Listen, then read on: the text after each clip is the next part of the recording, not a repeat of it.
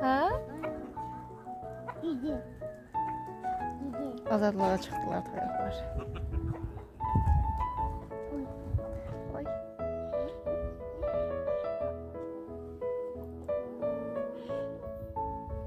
Şarabı da qaldır göyə.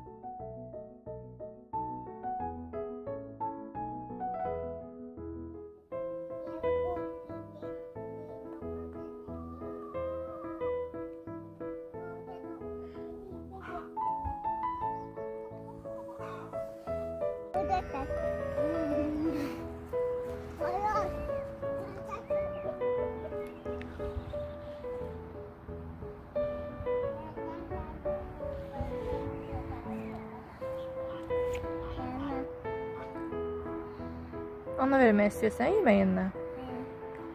Ona bir dəfə verdim, deyəcək hamısını yerinə kimi əl çəkməyəcək. Bax, bax, bax. Təkilər burada. Heyt! Təkil. Kış da. Kış adına.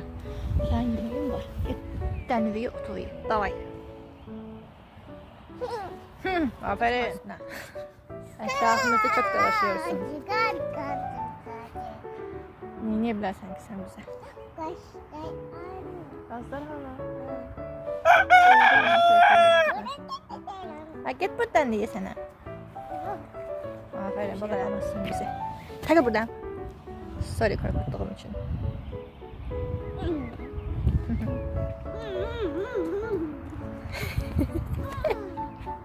Aferin kız. Kış geldi. Takilay. Babala korkasın bildin.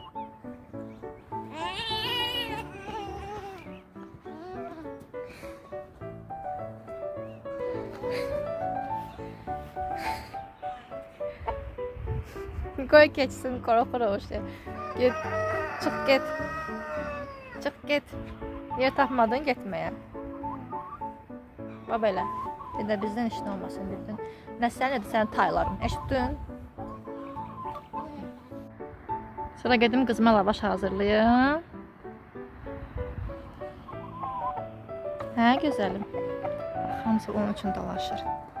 İlla o bunun ağzından götürür, o onun ağzından götürür. Uşağımın lavaşını götürdülər. Gedək, hə? Gedək kızıma lavaş hazırlayayım ki. Geldim. Şunlar yaxşı. Ben qoymayacağım, onlar senden götürsün onu. Anaları kovalayacaq. Daha götürə bilməyəcəm. Dedin chicken ye. Ye nədir? Chicken. Chicken ye dedim be ya.